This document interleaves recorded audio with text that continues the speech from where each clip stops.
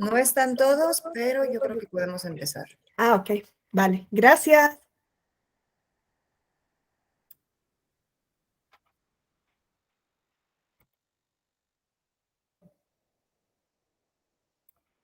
Bueno, vamos a dar continuación a la sesión. Ayer habíamos visto cuál es el origen de la acción de inconstitucionalidad y dentro de qué modelo de justicia constitucional o de defensa de la supremacía de la Constitución podemos incardinarlo en el constitucionalismo mexicano. Ya vimos que esto viene del derecho europeo y pues que fue creado exclusivamente con la finalidad de depurar del ordenamiento jurídico normas que sean contrarias a la Constitución. Ya vimos que a través de la acción de inconstitucionalidad pues no se persigue o no tiene como fin tutelar a un individuo en particular ni a un grupo de individuos en particular frente a la norma, no tiene esa finalidad tuitiva que sí se persigue a través del juicio de amparo, sino que tiene una finalidad eminentemente objetiva, ¿no? La dimensión objetiva de defender, que realmente la Constitución sea eficaz, ¿no? Eso es lo que se persigue y para eso fue diseñado en el modelo europeo. Vimos que los sujetos legitimados para interponer esta acción generalmente son sujetos políticos, no, a diferencia, ¿no?, de lo que encontramos con el juicio de amparo.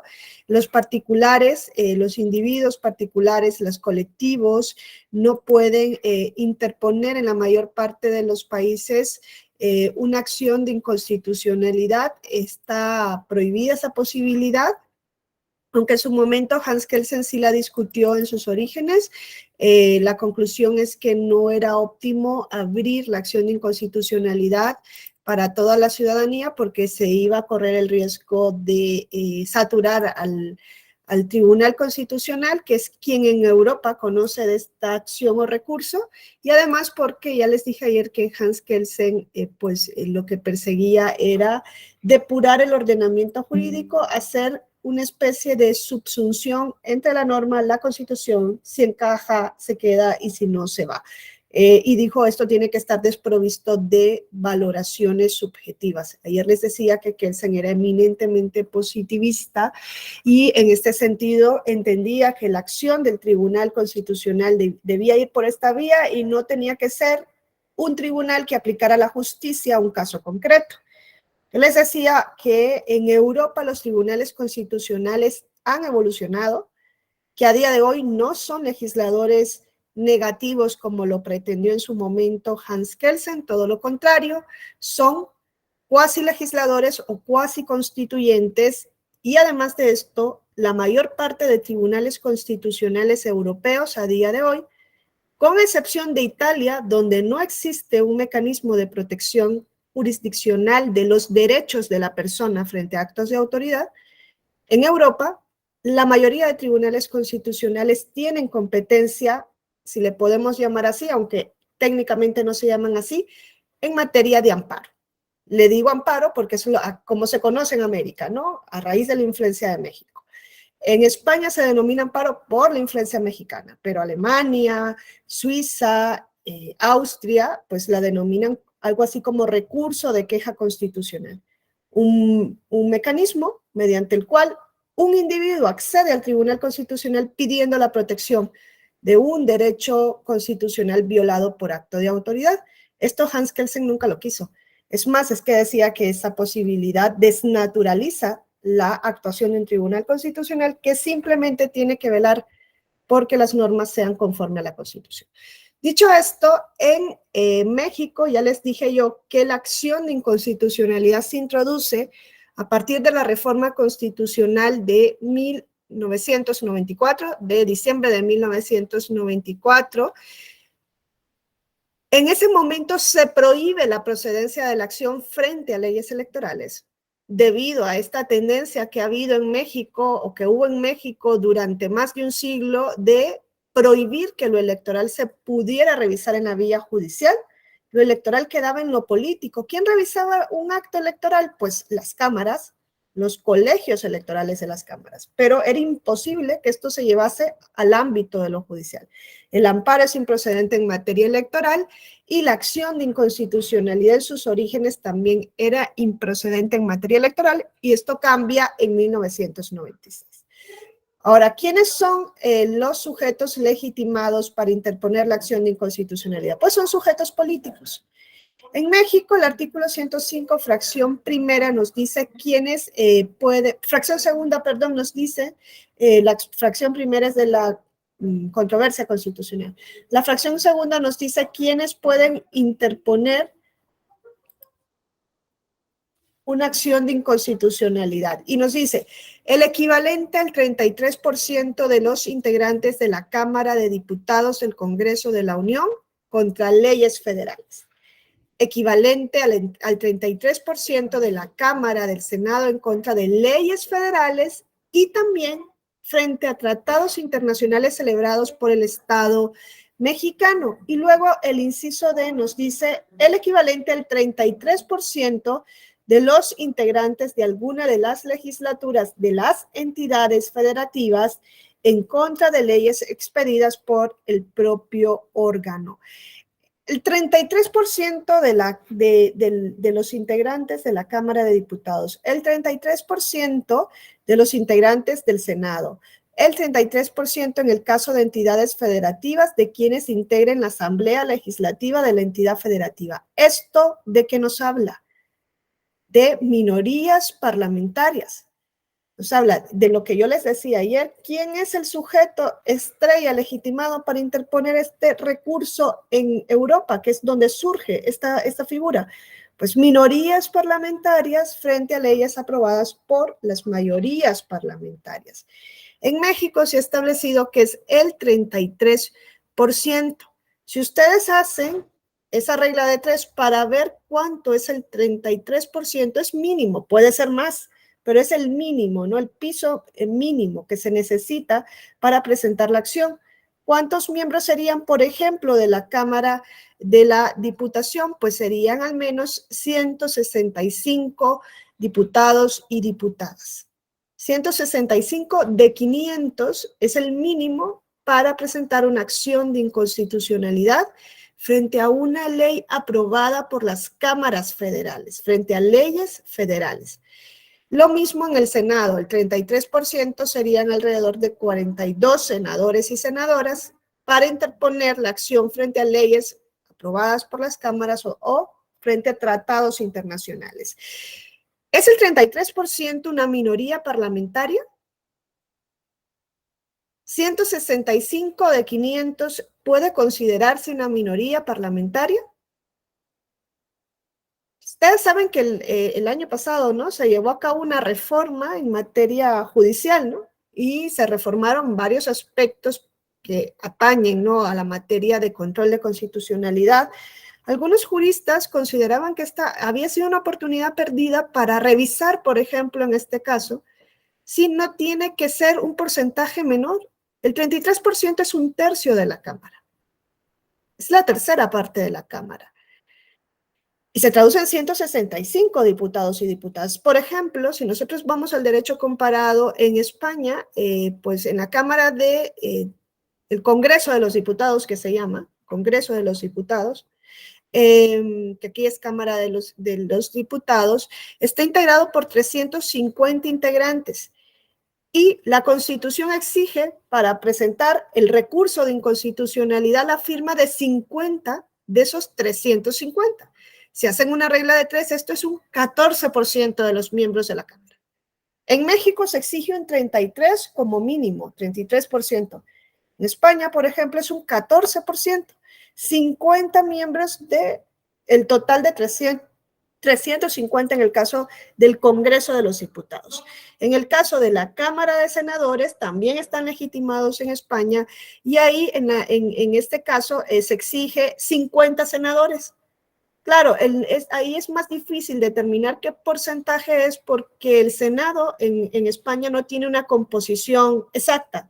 Va variando porque está integrado también por senadores que se eligen dependiendo de la población de cada comunidad autónoma, y esto puede ir variando y pueden ser más o menos, pero siempre son alrededor de 267, 268. Entonces, 50 senadores serían pues menos de un 25% de senadores. En México exigen el 33%.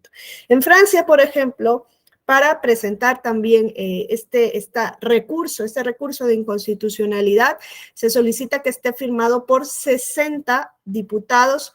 En Francia son alrededor de 575, 76 diputados.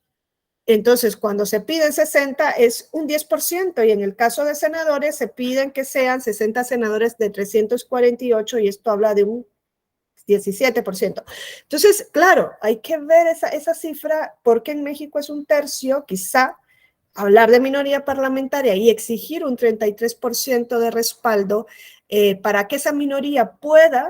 Fíjense, es que aquí la finalidad es que la minoría parlamentaria que no tuvo ocasión de frenar que surgiera una ley federal pueda enfrentarse frente a la mayoría parlamentaria que la aprobó, alegando que la ley es contraria a la Constitución. Porque claro, no puede decir es que la ley no me gusta, no, es que tiene que en la demanda de darle argumentos a la Suprema Corte que se llaman conceptos de invalidez de por qué esa ley es contraria o por qué puede ser contraria a la Constitución. Como les decía antes, este es el porcentaje del que nos habla la Constitución para el caso de minorías parlamentarias frente a mayorías parlamentarias. Como ustedes pueden ver en el inciso A, B y en el D, hay una relación directa de estas fracciones con el tipo de normas que pueden ser sujetas a control. Las cámaras federales pueden presentar acción de inconstitucionalidad frente a leyes federales. ¿Podría un 33% de la Cámara de Diputación presentar una acción de inconstitucionalidad frente a una ley estatal? No, no puede. Dice, frente a leyes federales. ¿Podría el 33% de la Cámara de una legislatura, de una entidad federativa, presentar una acción de inconstitucionalidad frente a una ley federal que invada competencias de la entidad federativa? Conforme a cómo está establecida una Constitución mexicana, no puede. ¿Qué se tendría que hacer en esos casos? Pues hacer una controversia constitucional. En otros países sí se permite, por ejemplo, que la Cámara Federal pueda presentar un recurso de inconstitucionalidad frente a una ley estatal, y a la inversa, como es el caso de España. En México esto no se puede hacer. Ahora, ¿por qué el Senado puede? Fíjense, si ustedes se dan cuenta, el Congreso, la Cámara de Diputados solo puede interponer acción frente a leyes federales, donde ha participado la mayoría en la Cámara que la aprueba, ¿no? El Senado también lo puede hacer, pero también puede presentar acción de inconstitucionalidad frente a tratados internacionales. ¿Por qué creen que hay esa diferencia en cuanto a la legitimación de la Cámara de Diputados y del Senado? ¿Cuál creen ustedes que es el fundamento, ¿no? Para decir, el Senado puede hacerlo también frente a tratados internacionales.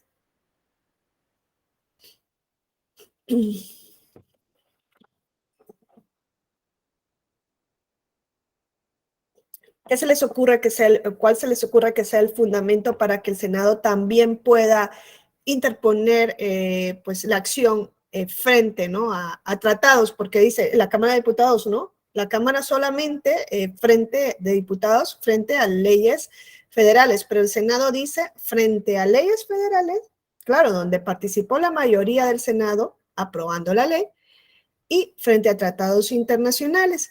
La razón de ser de esto es que en México, si bien los tratados internacionales se celebran por quien ejerce la presidencia de la República, pues nosotros y nosotras sabemos que deben ser aprobados posteriormente por el Senado.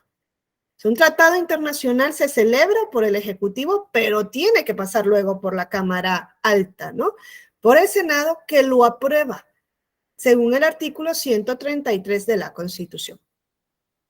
La aprobación por parte del Senado, y ahí hay una cuestión también bastante llamativa, para que un tratado internacional entre en vigor en México es por mayoría simple. O sea, se exige una mayoría simple, eso significa pues más votos a favor que en contra. No hay una mayoría, o sea, no hay una mayoría cualificada que exija la Constitución, 2/3 partes, 3/5 partes, no, dice mayoría simple, más votos a favor que en contra. Por esa razón, es por esa razón que además el Senado, pues claro, una mayoría simple aprueba que el tratado entre en vigor y entonces se dice, y correspondientemente un 33% puede impugnar la vigencia de ese tratado alegando que él mismo es contrario a la Constitución. Es ahí donde en México también se nota que hace falta, quizás sería más eficaz el tener el control previo de tratados internacionales, porque fíjense, el tratado entra en vigor y luego nos damos cuenta que el tratado es contrario a la Constitución. ¿Qué tenemos? O sea, si se declara que efectivamente el tratado es contrario a la Constitución, en ese momento se van a tener que tomar las medidas que se pudieron tomar antes de firmar el tratado internacional.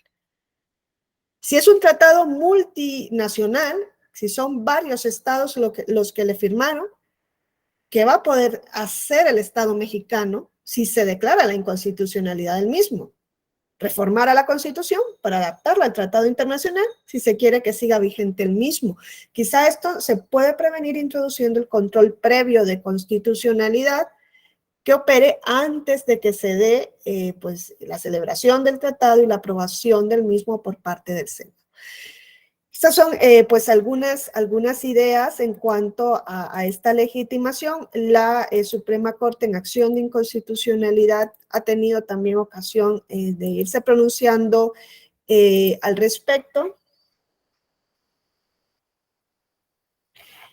Ha tenido la ocasión de irse pronunciando al respecto. Nos ha dicho, por ejemplo, que las diputadas y diputados integrantes de una nueva legislatura, porque esto no se tenía claro, pueden interponer una acción frente a una norma general, frente a una ley, en el caso de Cámara de Diputados o Senado, frente a un tratado, en el caso del Senado, aprobado por la anterior legislatura.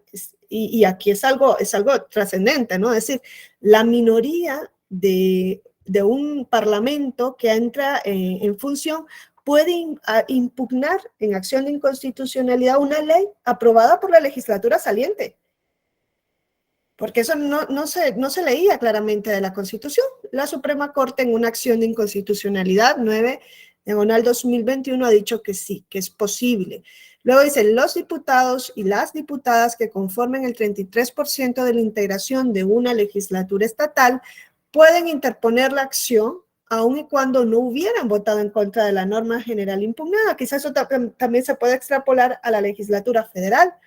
No se exige que estas personas firmantes de la acción de inconstitucionalidad hayan votado en contra de la norma en la sesión correspondiente. Simplemente se exige que firmen la acción de inconstitucionalidad como parte de una minoría parlamentaria. Ahora,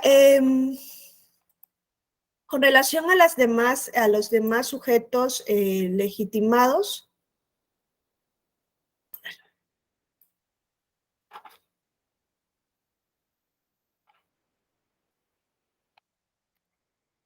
vemos que la Constitución en el 105 fracción segunda, pues dice que también está legitimado el Ejecutivo Federal, quien ejerza la presidencia del Ejecutivo Federal por conducto del consejero jurídico, y esta es la legitimación más amplia, quizá porque dice en contra de normas generales de carácter federal y de las entidades federativas. El Ejecutivo puede interponer una acción de inconstitucionalidad frente a leyes federales y frente a leyes estatales, o más correcto sería normas generales federales y normas generales estatales. Quizá es quien tiene entonces en este sentido la legitimación más amplia y pues hay varios casos de acciones de inconstitucionalidad promovidos por el Poder Ejecutivo en contra, por ejemplo, de leyes estatales, ¿no?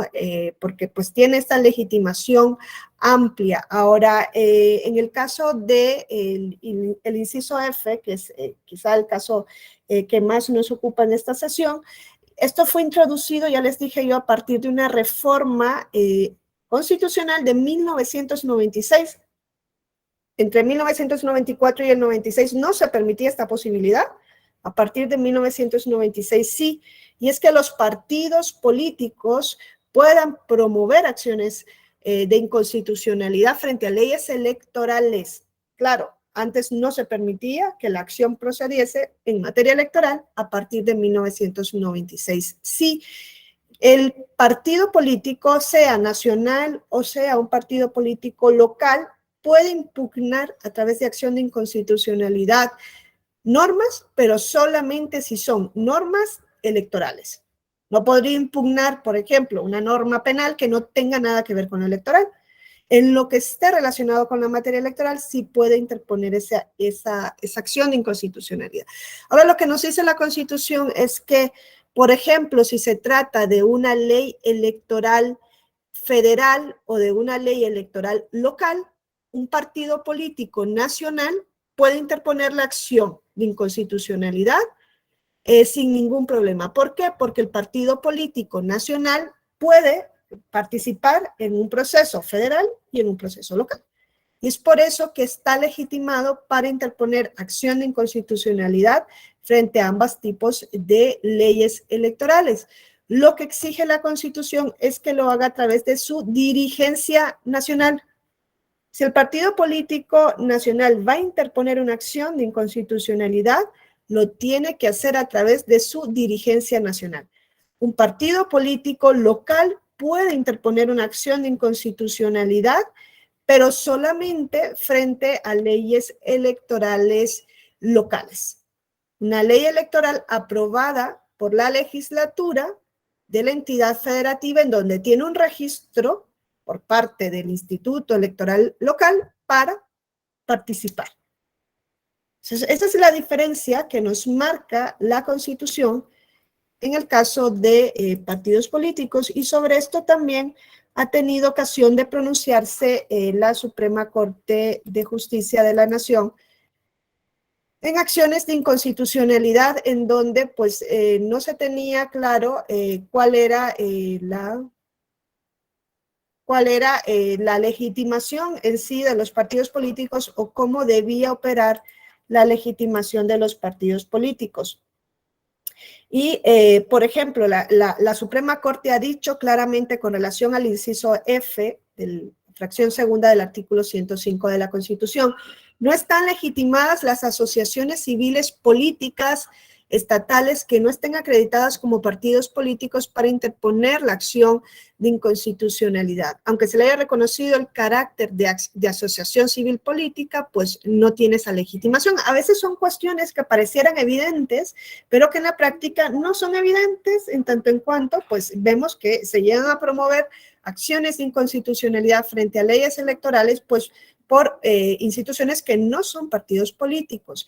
Nos ha dicho también la Suprema Corte en acción de inconstitucionalidad en la 1 diagonal 2000, en la 28 diagonal 2006, que quien ejerza la presidencia del Comité Ejecutivo Estatal, quien ejerza una presidencia del Comité Ejecutivo Estatal, carece de legitimación para promover acción de inconstitucionalidad a nombre y en representación del partido político nacional, ya que solo puede ejercer la acción por conducto de su dirigencia nacional. Eso parece evidente, de 2 más 2 es 4, pues no. Se han presentado acciones de inconstitucionalidad de partidos políticos nacionales a través del Comité Ejecutivo Estatal del partido político. Y la Constitución dice a través de sus autoridades nacionales.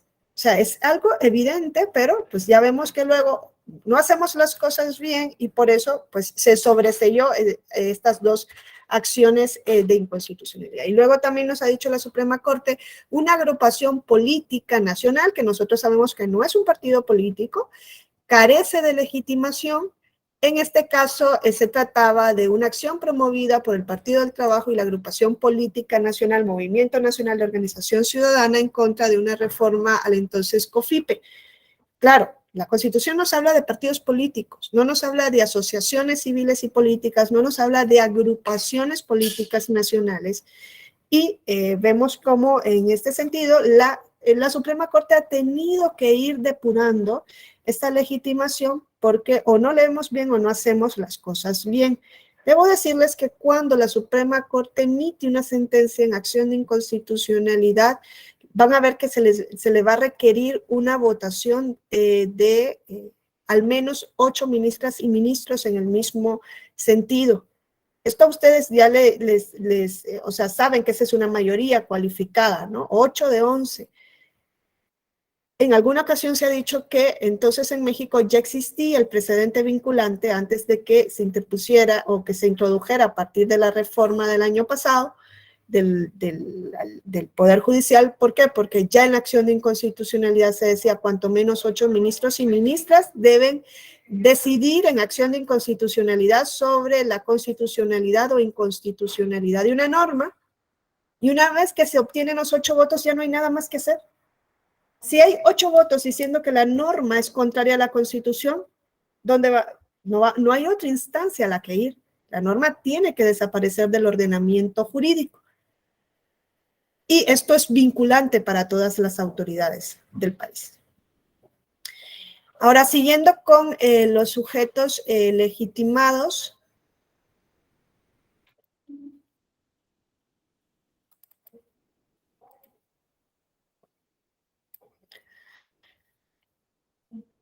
pues vamos a encontrar que, por ejemplo, también está legitimada a partir del 2006, no lo estaba antes, la Comisión Nacional de Derechos Humanos.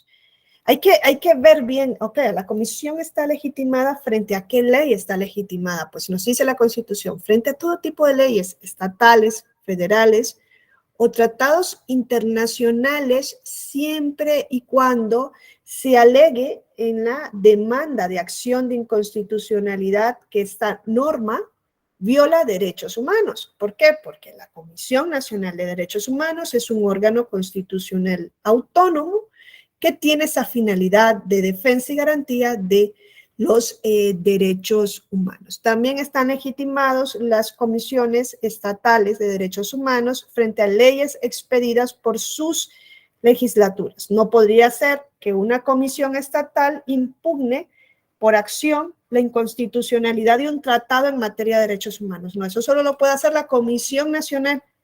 La estatal solamente es frente a leyes de su legislatura. Esa es otra cuestión también relevante, es que, por ejemplo, el 33% de la Cámara de la legislatura de un estado no puede interponer una acción de inconstitucionalidad frente a una ley aprobada por otra entidad federativa que le cause un perjuicio. Eso no lo podría hacer por acción de inconstitucionalidad. Eso iría por controversia constitucional. El 33% de una legislatura solo puede interponer acción frente a una ley aprobada por esa legislatura. Y es lo mismo que sucede en el caso de la Comisión Nacional de Derechos Humanos. El INAI también puede interponer acción de inconstitucionalidad y nos dice frente a leyes de carácter federal y local, así como en contra de tratados internacionales que vulneren específicamente el derecho de acceso a la información pública o la protección de datos, porque esa es la finalidad de este órgano constitucional autónomo. Ustedes se acuerdan que se aprobó una reforma de la ley federal de telecomunicaciones el año pasado. ¿Se acuerdan que esto estuvo en las noticias dando vueltas y vueltas y vueltas, que se creaba a partir de esa reforma de la ley de telecomunicaciones el denominado Padrón Nacional de Usuarios de la Telefonía Móvil?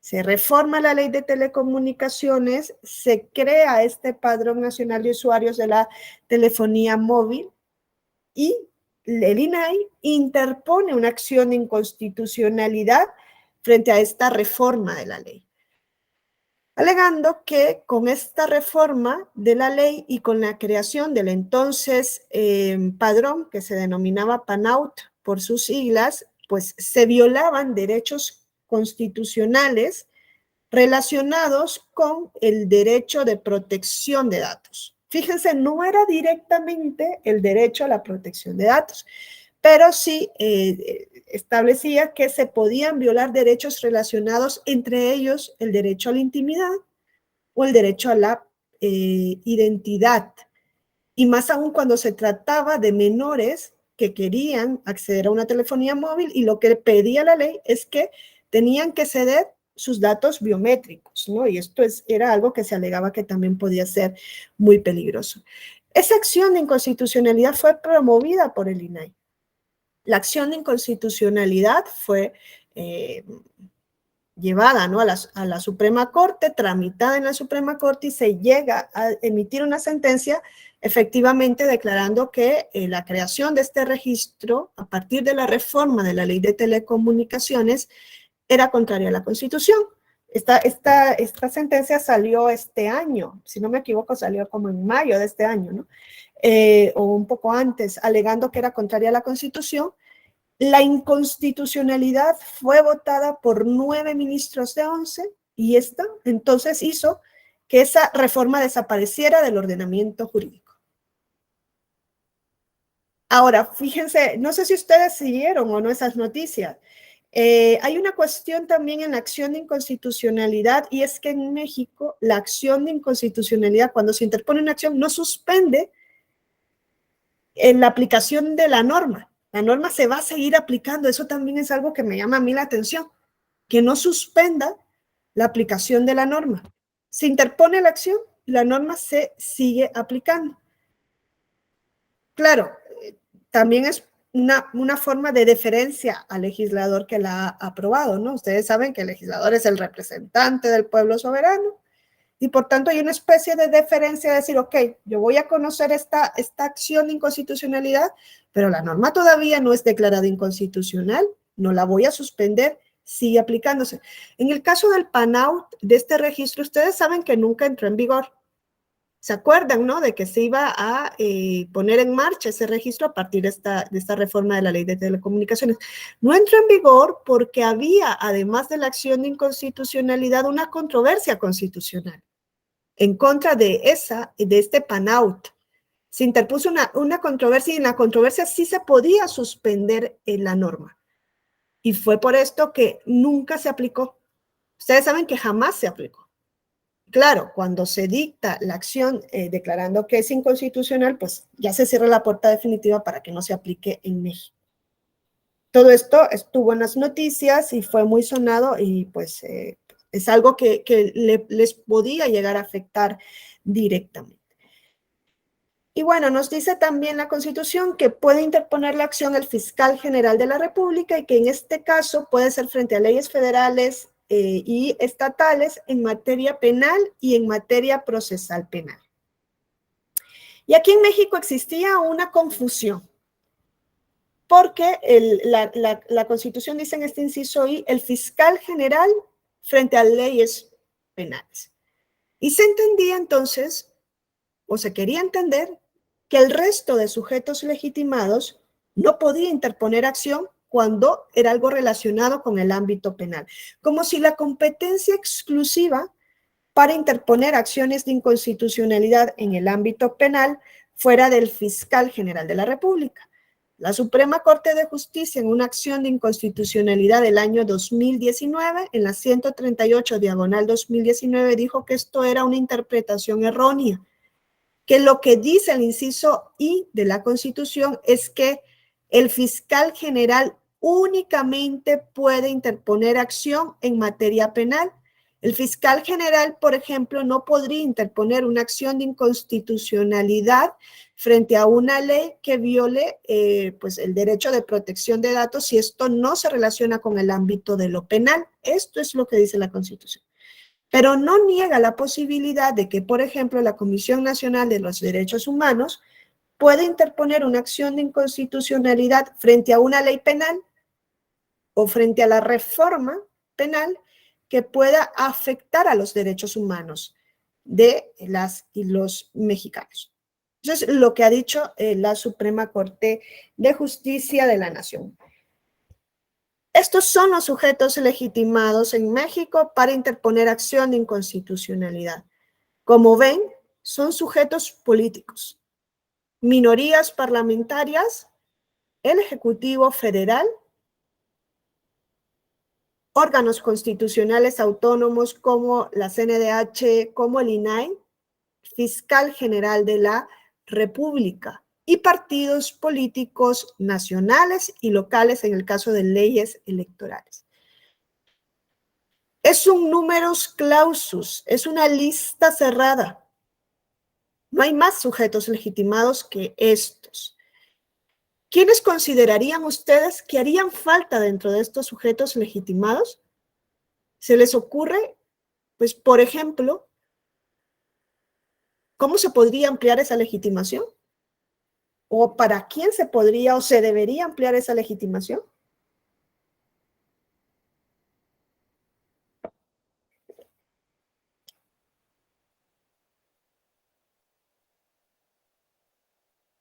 A ver, yo también quiero escucharles y sé que quizá, aunque esto es un técnico, ustedes pues como ciudadanía y también como estudiosos del derecho, pues tienen que haber escuchado, ¿no? Se promueve acción de inconstitucionalidad, tal, no sé qué, no sé cuánto.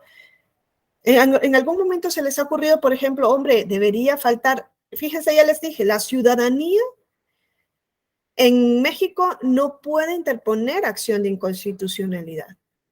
No puede, está cerrada la posibilidad.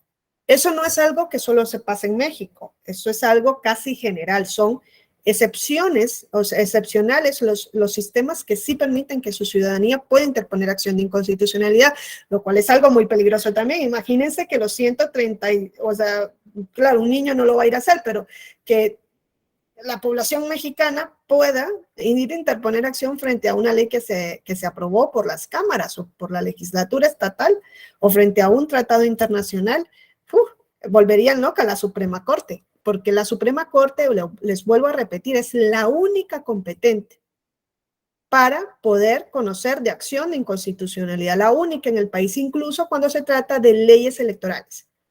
No pueden ir ante el Tribunal Electoral. El 105, fracción segunda, dice la Suprema Corte de Justicia de la Nación. ¿Quiénes consideran que podrían estar dentro de esta lista o que deberían estar dentro de esta lista? Sí, Miguel Ángel. Pues aquí está el caso, ¿no? De los candidatos independientes cuando tienen que impugnar la ilegalidad o inconstitucionalidad, más que nada de alguna norma electoral en alguna constitución, por ejemplo, del Estado, y que han tenido que ir al amparo indirecto y que incluso ha sido rechazado en primera instancia y después lo admiten porque no tienen un medio mediante el cual recurrir esta situación. Y esto, más que nada, en virtud de los tratados internacionales que todos tienen derecho a un recurso, ¿no? Efectivo. Claro, que lo que le pasó a Castañeda Goodman, en pocas palabras, ¿no? Candidato independiente que no tenía la vía del amparo abierta y tampoco la vía de la acción de inconstitucionalidad, que él nunca la pidió, pero la Suprema Corte se lo dijo. Oye, ni se te ocurra venir en acción de inconstitucionalidad, ni se te ocurra porque no estás legitimado. Esto es evidentemente pues una laguna que tiene el 105, fracción segunda de la Constitución. No habla de los candidatos, de las candidaturas independientes, pueden o no. Es un números clausus, es que aquí no se establece la posibilidad, ¿no? Quizás se debería revisar esa posibilidad. Se me ocurre también que, por ejemplo, sí, Hugo. Maestra, pero ya en cuanto a esta regulación, la de las posibles ciudadanías, de hecho, bueno, también algún material he revisado el caso de Castañeda Guzmán, por eso es que se regula lo que son candidaturas independientes. Me parece que sí está, pues ya casi todas las figuras incluidas en quiénes son los representantes. Lo que comentaba usted, en cuanto a la ciudadanía, pues sí quedaría, o sería un riesgo, tanto para lo que es la forma en que se sustanciaría, como para lo que se pudiera impugnar, y qué carácter tendría. Me voy más hacia los efectos.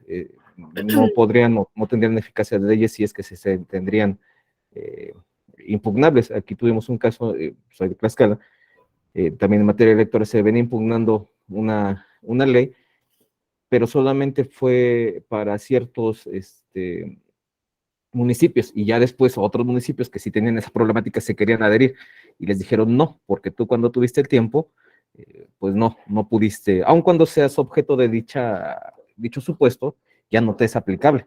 A lo mejor a mí en esa parte pudiéramos considerar esta posibilidad. Si alguien más se beneficia de ese supuesto, pues se tendría que también resultar beneficiado. Sobre todo porque aquí hubo una situación que no hubo una mayoría de 8 votos, solamente fue 7, pero los supuestos prácticamente son los mismos, solamente ahí fue temas de votación. ¿Qué implica? Pues que tendrían que volver a iniciar su procedimiento, tendrían que ir agotar todas las instancias legales, y pues eso me parece un poco en contravención al principio de administración de justicia. Pero Hugo, eso es un amparo, ¿no? Eso no es una acción de inconstitucionalidad. Así es, así es. Es que es otra cosa, o sea, la acción de inconstitucionalidad, como les decía, es para depurar el ordenamiento jurídico de normas contrarias a la Constitución. Y aquí no importa si la norma le causa, o sea, aquí el presidente de la República no dice, me causa un perjuicio esa norma, me viola un derecho o se lo viola. No, es algo general, no es porque te cause una lesión, o sea, en amparo es otra vía, es acción de inconstitucionalidad, o sea, no tiene nada que ver. Pero en cuanto a lo que comentaba usted de la posibilidad de que fuera la ciudadanía, me refiero a JDC, pues viene en esencia también lo que es un juicio de amparo, y esa tramitación así como que se me suena un poquito complicada. Y ahorita lo que usted relacionaba en cuanto a lo del caso Goodman, pues no estaba regulado, ya. Pero, a ver, el caso Castañeda-Goodman, a ver, ¿ustedes se acuerdan? Castañeda-Goodman, candidato independiente, bueno, quiere presentarse como candidato independiente para la elección presidencial. En ese momento el COFIPE decía que solamente a través de partidos políticos el IFE podía registrar candidaturas para las elecciones.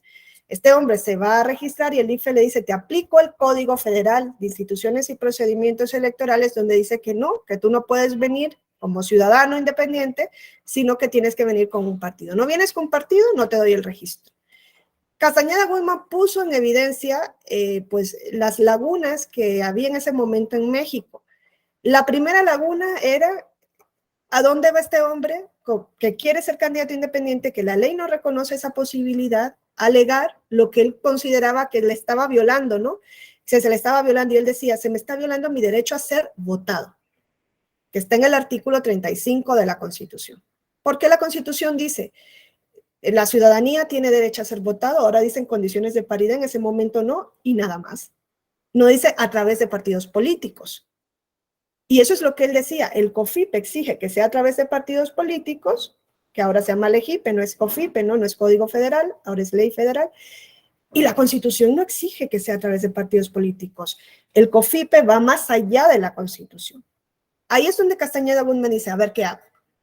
Me voy en amparo, porque claro, es un acto de autoridad que me está violando a través de la aplicación, y ese es el punto, creo, importante, ¿no?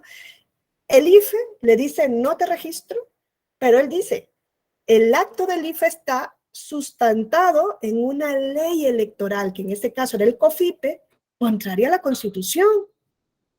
Es contrario a la Constitución exigir que yo venga por partido político cuando la Constitución no lo pide.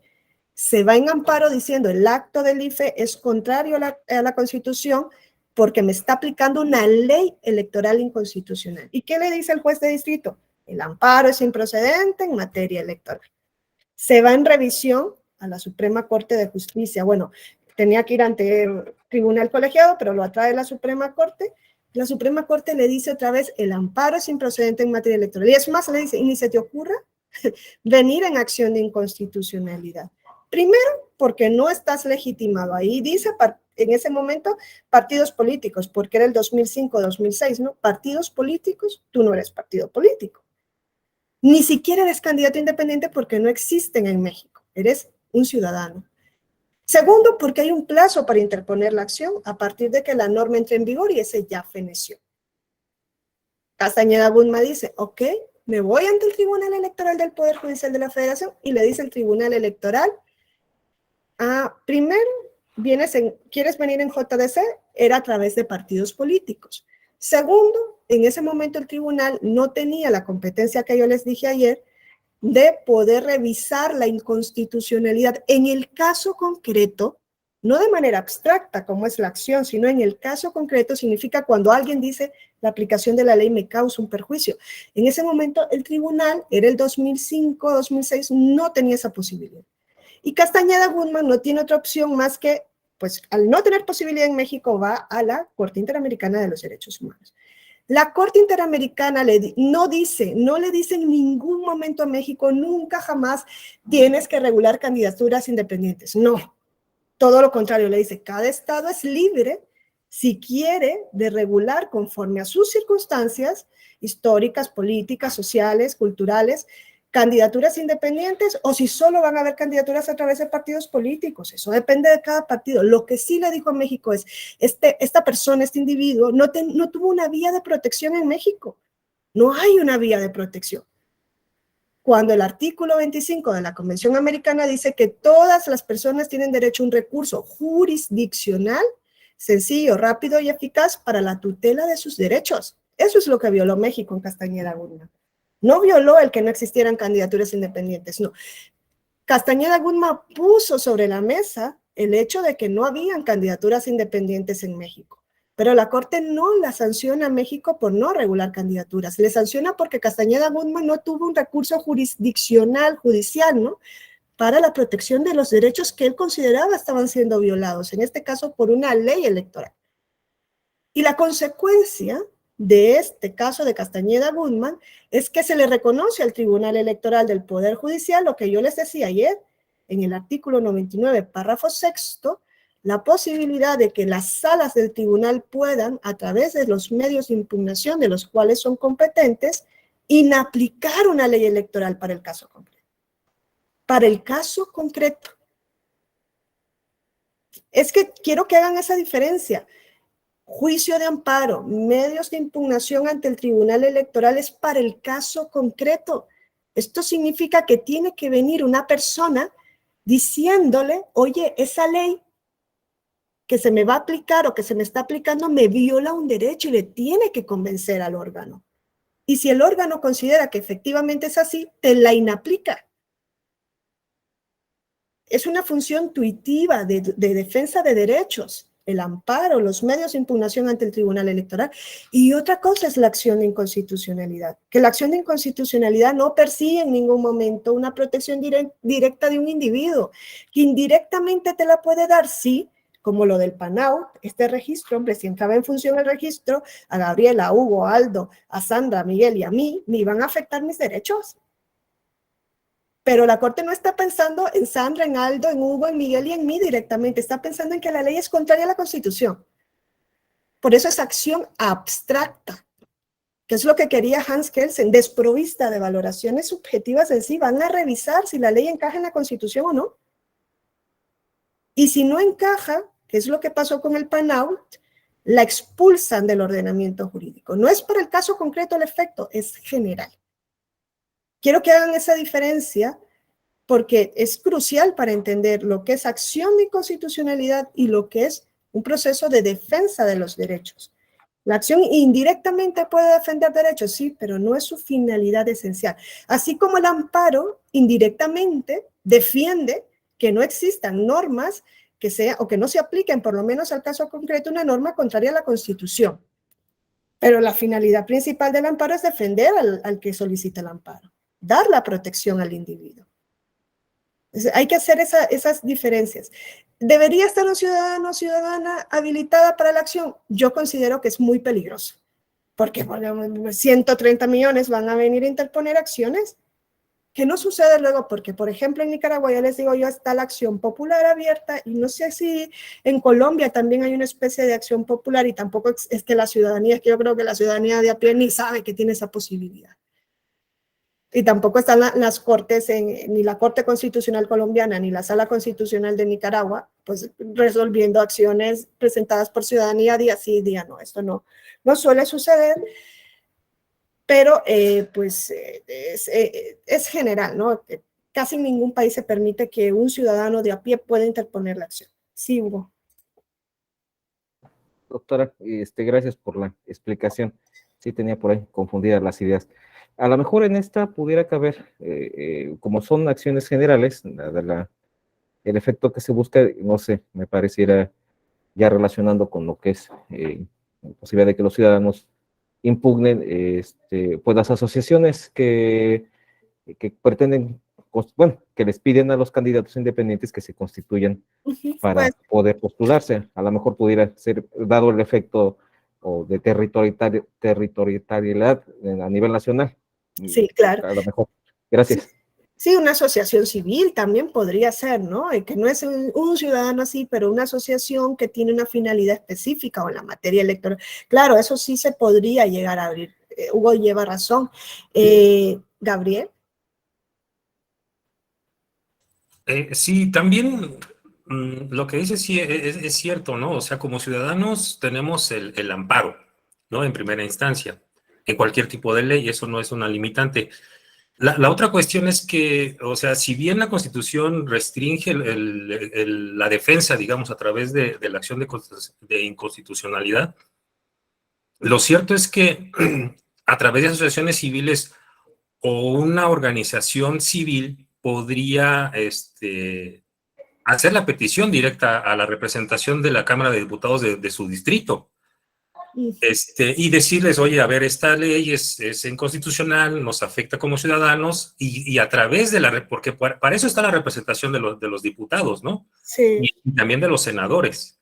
O debería estar para eso, ¿no? Exactamente. Ellos tendrían que ser la vía de representación de la ciudadanía como tal.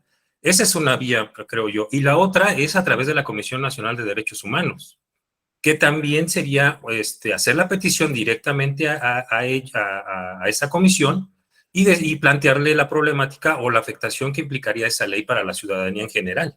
Entonces, yo creo que esa es la vía. Y me parece, la verdad es que sí, como lo ha comentado antes, me parece correcto ese candado. O sea, porque si no se abriría totalmente, aunque estas dos formas de accesar o de acceder a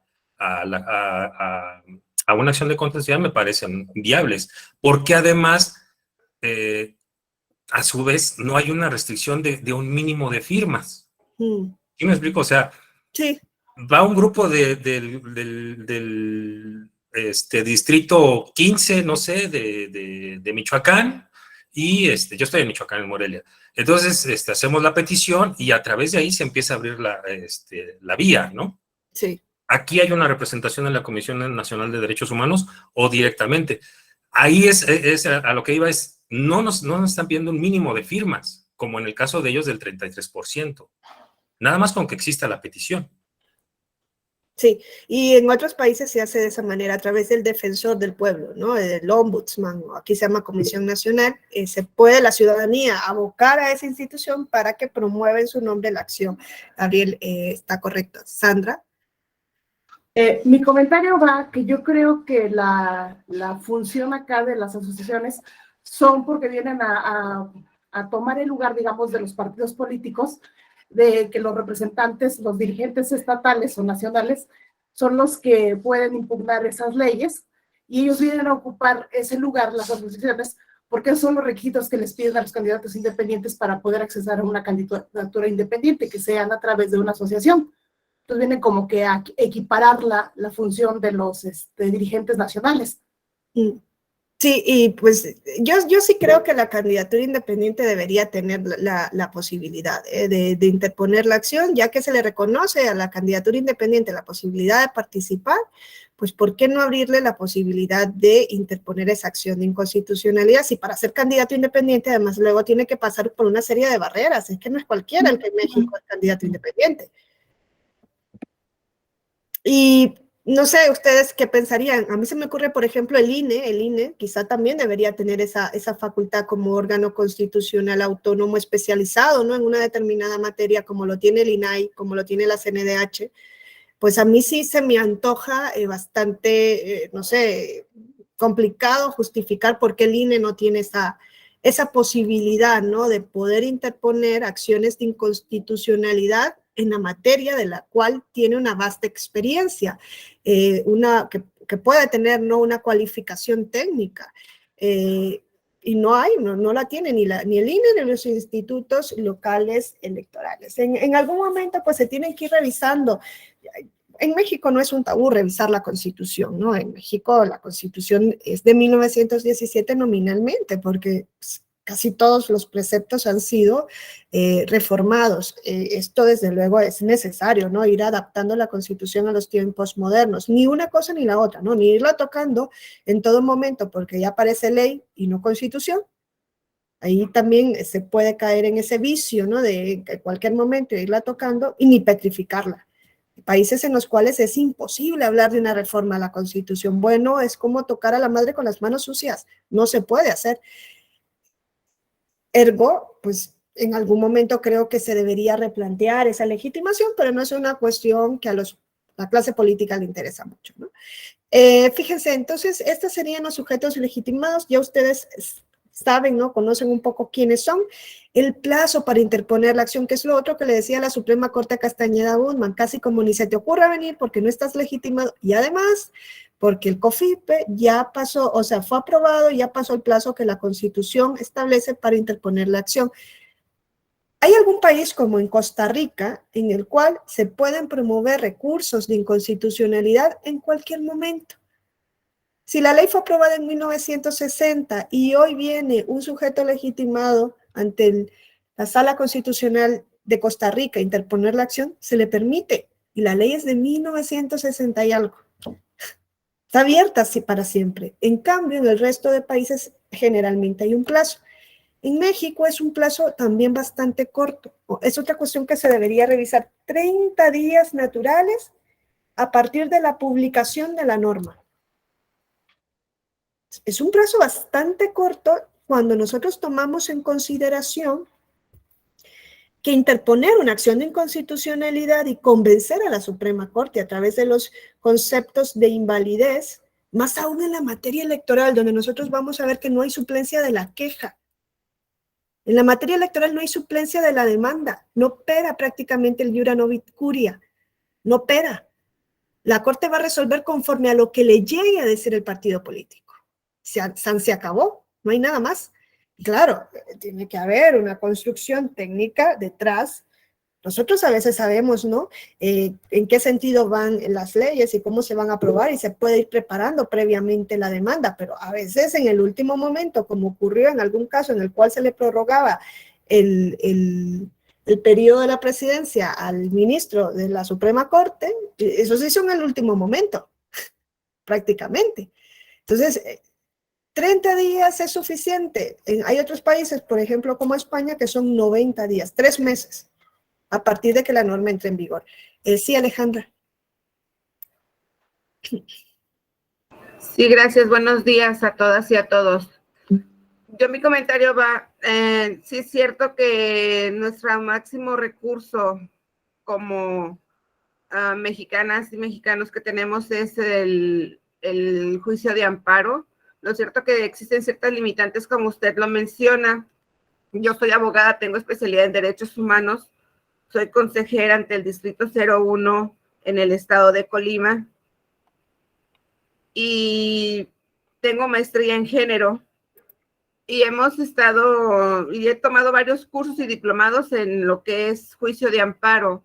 Y una vez uno de los ponentes nos explicaba que en el juicio de amparo podríamos interponer un juicio de inconstitucionalidad, si bien es cierto que está publicado en qué momento se puede, una vez que es publicada la norma, se puede ir al juicio de amparo, pero también es cierto que puede ser al momento que te hace la afectación, que tienes tú la afectación, o sea que este término puede irse más allá de los 30 días que maneja legalmente.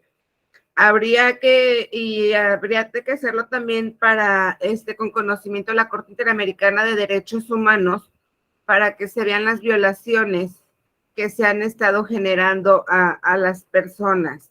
También quería comentarles que cuando tenemos candidaturas independientes, uno de los compañeros que comentó, las candidaturas independientes tienen una regulación especial y específica dentro de la misma y propia ley electoral. Cuando una persona va a una candidatura independiente y no puede ser registrada o no es registrada porque no cumple o porque le desechen su registro el INE, tiene el juicio, el JDC, los juicios ciudadanos, que es donde les opera a ellos para hacer valer su derecho para el registro de candidaturas independientes.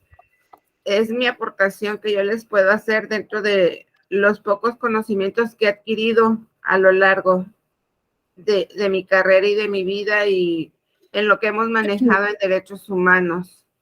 Muchas gracias. Gracias, Alejandra. Sí, exactamente, tienes razón, pero esa es la vía del amparo y es la vía del control concreto, que es lo que yo les he estado intentando diferenciar. Un candidato independiente puede ir en JDC, puede ir en JDC, como un partido político puede ir en JRC. Eso es innegable, pero claro, tanto el candidato como el partido tienen que alegar. No pueden ir en amparo si es materia electoral. Tienen que ir en JDC o JRC o el proceso establecido, pero tienen que, si quieren alegar la inconstitucionalidad de una norma en lo electoral, tienen que decir, me causa un perjuicio.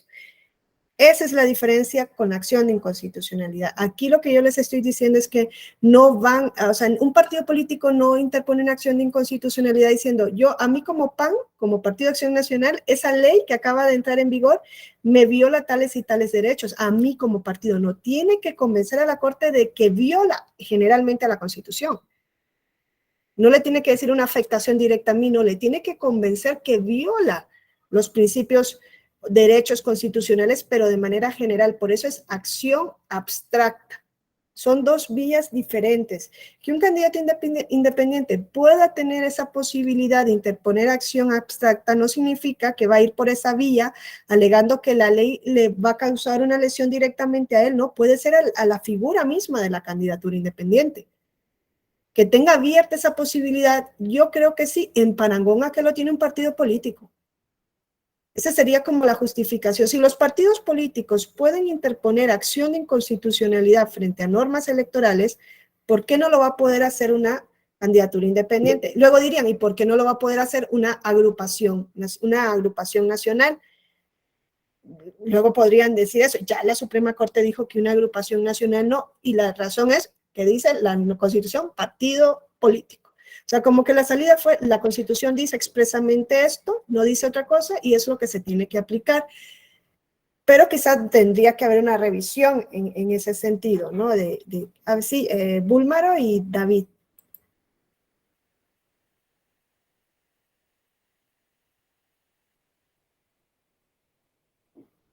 Búlmaro, está cerrado el micrófono.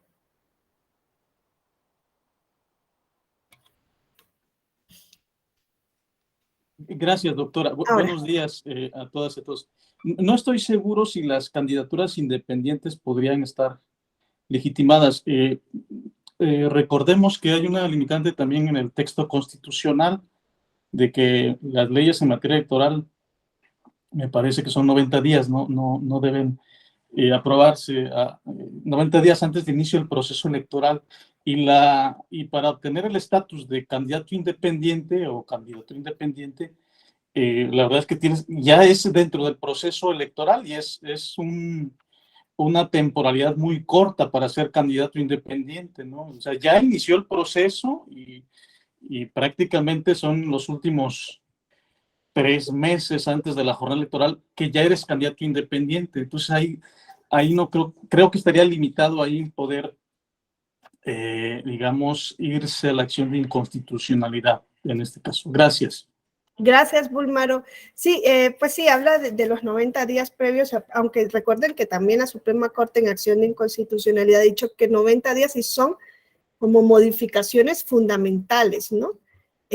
Como si se introduce una modificación fundamental que no existía antes. Por ejemplo, en caso de acción afirmativa, la Suprema Corte ha dicho esto no está regido por los 90 días previos, si no se hubiese introducido ninguna acción afirmativa de las que tenemos que se introducen casi a último momento, porque ya la obligación existe y la acción afirmativa viene a como a reglamentar la regulación de prohibir la discriminación y fomentar la igualdad que ya está en la Constitución y en tratados internacionales. En ese caso se me ocurriría que quizá sí se podría habilitar, por ejemplo, que una candidatura independiente diga una reforma electoral, un candidato independiente, algo así, que se establece a último momento y que no es una modificación legal fundamental, es decir, que no se tiene que aprobar dentro del plazo de los 90 días que establece el 105 de la Constitución,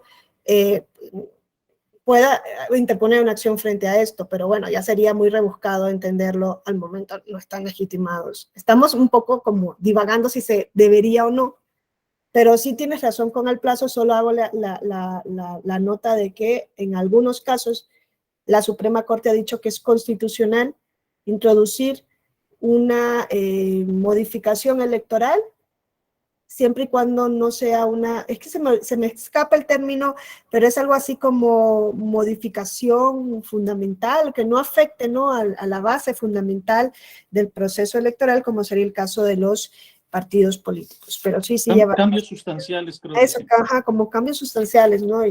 Y ha dicho, como por ejemplo en el caso de acciones afirmativas, esos no son cambios sustanciales, ¿no? Entonces, pues podría ser, pues, sí, pero llevas razón en el término, el plazo pues le asfixiaría al candidato o candidata independiente. Y luego David. Sí, básicamente mi comentario iba más o menos en el mismo sentido, por la cuestión de que las reformas a la ley electoral que fueran a regir en ese proceso, pues tuvieron que haberse aprobado con bastante anticipación, y en todo caso, una vez que ya adquiere la calidad de aspirante y de eventual candidato independiente, pues las reformas que pudiera hacer en materia electoral ya no le regirían en el proceso que se está viviendo en ese momento, sino a lo mejor hasta el siguiente proceso electoral.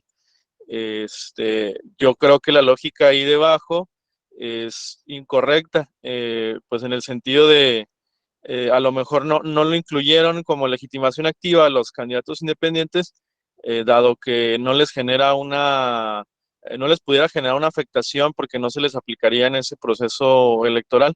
Pero Salvo... David, ahí está un punto que, a ver, no hace falta que le cause una afectación directa. Ni al candidato independiente, ni al grupo de candidatos, o sea, es afectación a la Constitución. Justamente ahí está el error, ¿no? Yo creo que esa fue la lógica, me parece que es una lógica errada, pero me parece que esa fue la lógica que a lo mejor el legislador tuvo en ese momento, ¿no? ¿La lógica de cuál? Pues de que no necesita legitimación activa, dado que no habría alguna reforma electoral que se le pudiera hacer aplicable en ese mismo proceso en el cual tiene la calidad de candidato o aspirante o candidato independiente. Bueno, sí, yo creo que más bien no se ha introducido porque como las candidaturas, pues fíjense, esto es de 1996, luego se han ido introduciendo posteriormente legitimaciones.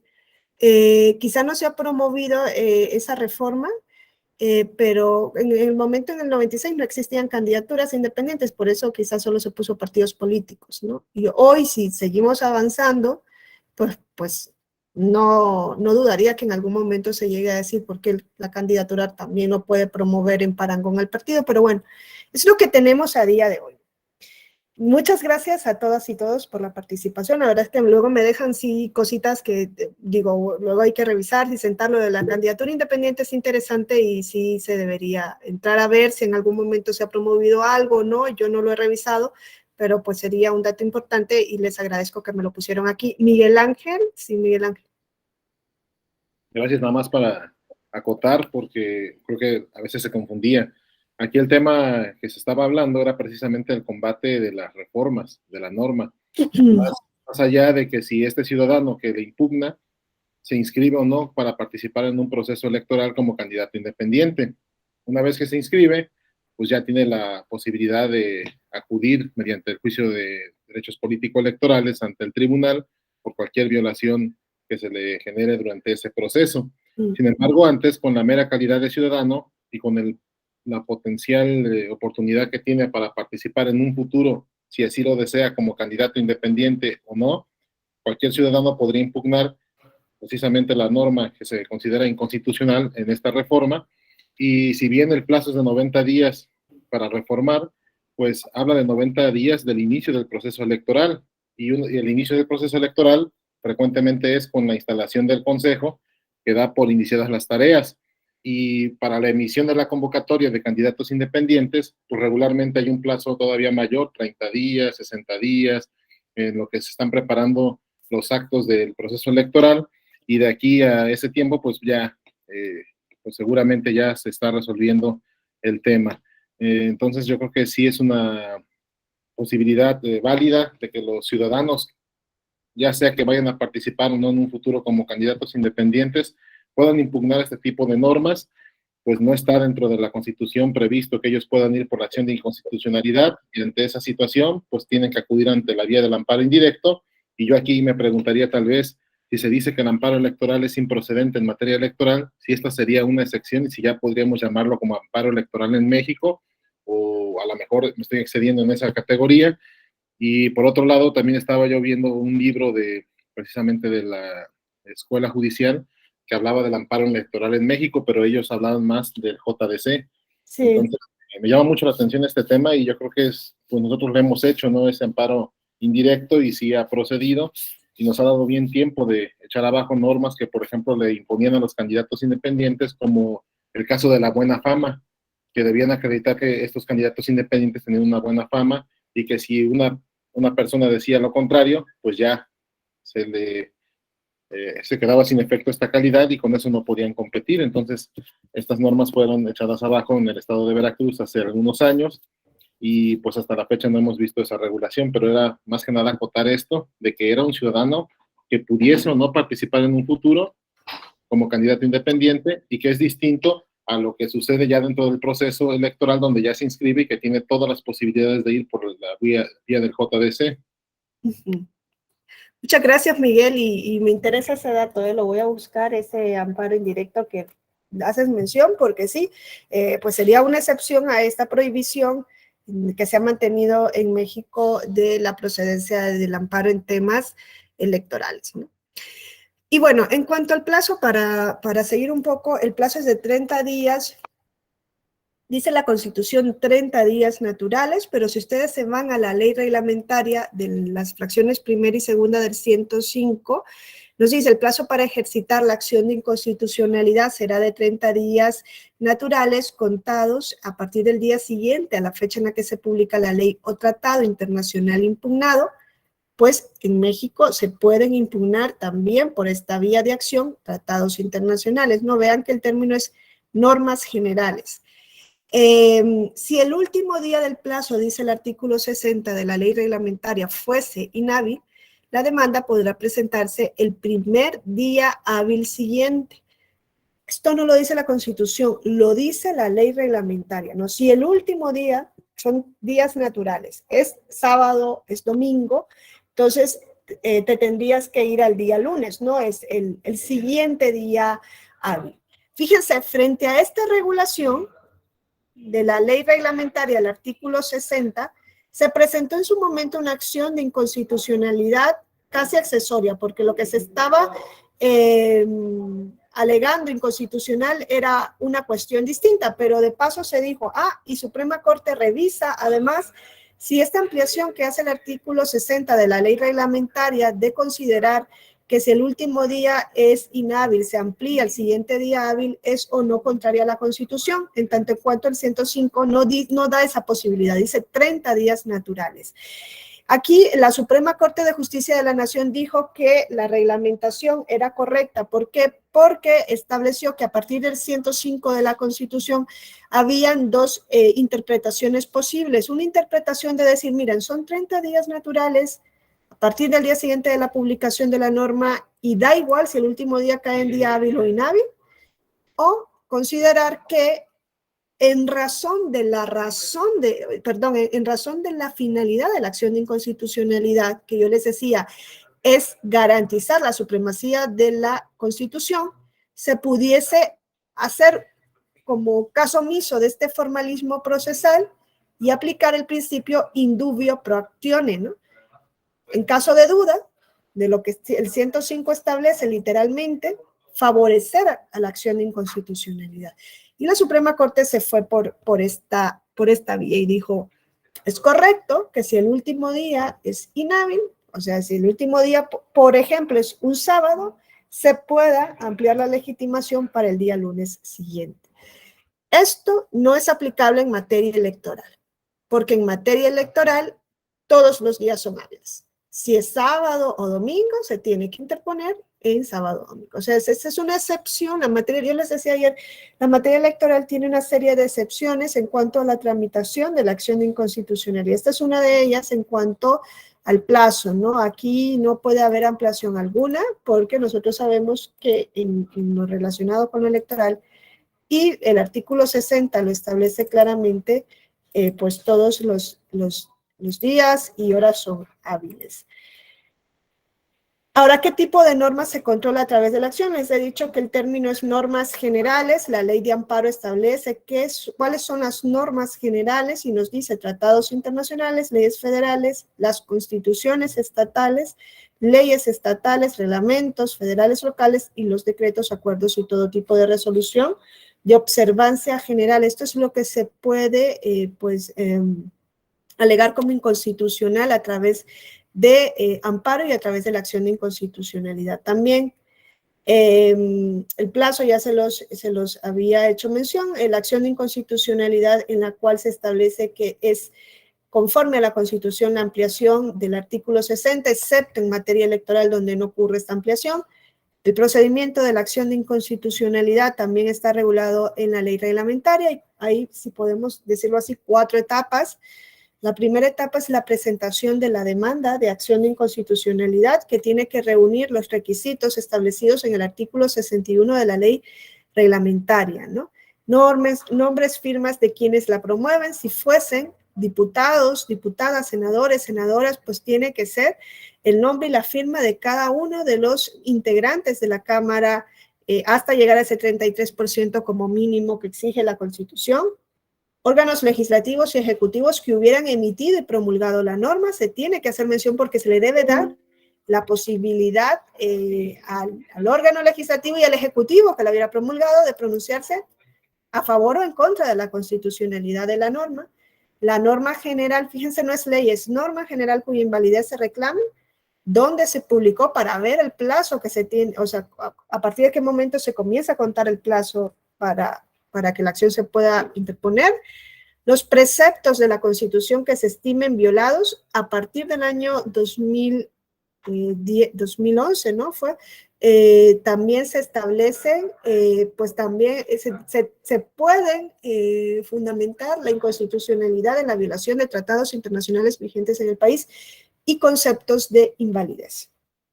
¿Cómo yo voy a convencer a la Suprema Corte de que efectivamente esta norma es contraria a la Constitución? Eso es la reducción de plazos en materia electoral. Entonces, sería esta la primera etapa, que es la demanda. La segunda etapa es, una vez que se recibe la demanda, quien presida la Suprema Corte va a designar a un ministro o ministra instructor para que pueda pues, tramitar el procedimiento. El nombre lo dice, para que pueda instruir el procedimiento y formular un proyecto de resolución. El ministro o ministra instructora tiene que examinar el escrito de la demanda y si encontrase un motivo manifiesto de improcedencia, lo tiene que desechar de plano. Los motivos de improcedencia de la acción de inconstitucionalidad, ustedes los van a encontrar en el artículo 19 de la ley reglamentaria, donde están las causales de improcedencia. Ese artículo 19 se refiere a la controversia constitucional, pero es aplicable también a la acción de inconstitucionalidad. Solo que cuando ustedes revisen el artículo 19, van a ver que dice la controversia no procede frente a leyes electorales, lo que sí sucede en cuanto a la acción de inconstitucionalidad. Es la única fracción que no sería aplicable. No, la controversia ustedes saben que es improcedente contra leyes electorales, la controversia constitucional. En cambio, sí procede frente a acción de inconstitucionalidad. Eso sería el único motivo de improcedencia que no se podría entonces aplicar en la materia de acción. Y las causales de sobreseimiento están en el artículo 20 de la ley reglamentaria de las fracciones primera y segunda del artículo 105 de la Constitución.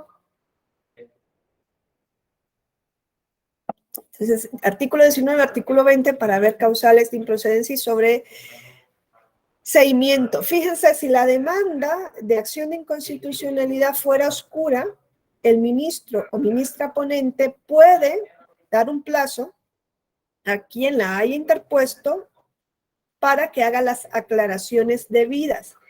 Y aquí es donde entra en juego esto que les digo de que en materia de acción frente a leyes electorales hay una regulación distinta y tiene que ver con que todos los días son hábiles y también tiene que ver con la reducción de los plazos en la tramitación de la acción de inconstitucionalidad. Si la demanda fuese oscura y el ministro o ministra ponente mandata que la parte demandante tiene que aclarar algo de la demanda, el término general de esto es de 5 días. Pero si la demanda hubiese sido presentada en contra de una ley electoral, el término se disminuye a 3 días. Bueno, nosotros sabemos que esto lleva a la lógica de que los procesos electorales tienen plazos fatales y por tanto, para dotar de certeza de qué normas se tiene que aplicar en el proceso electoral, pues se tienen que reducir efectivamente los plazos, ¿no? Por el principio de certeza jurídica y de seguridad jurídica. Ahora, también el artículo 68 de la ley reglamentaria nos dice que él o la ministra instructora puede pedir a las partes o a quien juzgue necesario los elementos que a su juicio sean imprescindibles para una mejor solución del asunto. Y en este caso es donde opera lo que ustedes también conocen, que es una participación que puede tener el Tribunal Electoral, en este caso Sala Superior, en las acciones de inconstitucionalidad frente a leyes estatales, ¿no?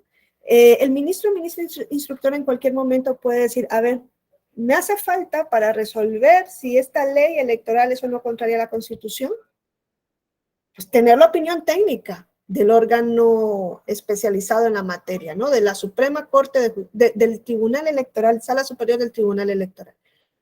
Ustedes saben que en algunos casos de leyes electorales se le ha pedido a la Sala Superior que emita su opinión, que es una opinión consultiva que no va a tener un efecto vinculante para la Suprema Corte de Justicia de la Nación.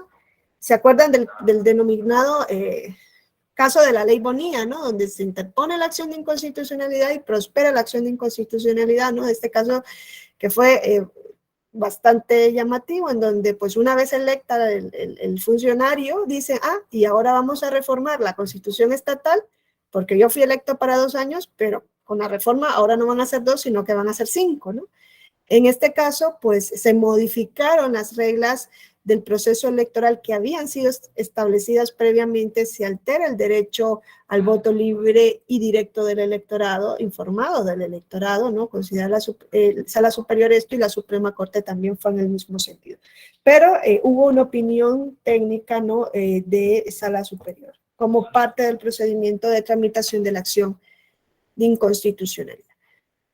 Ahora, la tercera etapa de la acción de inconstitucionalidad es pues el plazo que existe para dar vista al órgano que hubiese emitido la norma, si es una ley, al legislador y al ejecutivo que la promulga, ¿no? Al legislador que la emite, al ejecutivo que la promulga, para que en un plazo de 15 días rindan un informe con las razones que sostengan la validez de la norma. Hombre, se entiende que el legislador que aprobó la norma y que el ejecutivo que la promulgó, pues van a ir a favor de que la norma se mantenga vigente en el ordenamiento jurídico. Entonces, van a dar razones para que la norma se mantenga o razones para sobreseer la acción de inconstitucionalidad. El plazo para este informe es de 15 días. Claro, si fuese en materia electoral, ya vemos que el plazo se va a reducir a 6 días. Una vez que se tiene ya esta tramitación, transcurrido el plazo para el informe, él o la ministra instructora va a poner los autos para, pues, a la vista de las partes para formular alegatos. También hay un plazo para presentar alegatos por parte de las partes, del legislador, del ejecutivo, de la parte demandante. El plazo para esto es de 5 días y en materia electoral se reduce a 2 días y posterior a esto, pues se procede a la presentación del proyecto de sentencia de la acción de inconstitucionalidad. Y les decía yo que cuando se admite la acción de inconstitucionalidad, y esto lo dice la ley reglamentaria, esto no da lugar a la suspensión de la norma cuestionada. La norma cuestionada se va a seguir aplicando.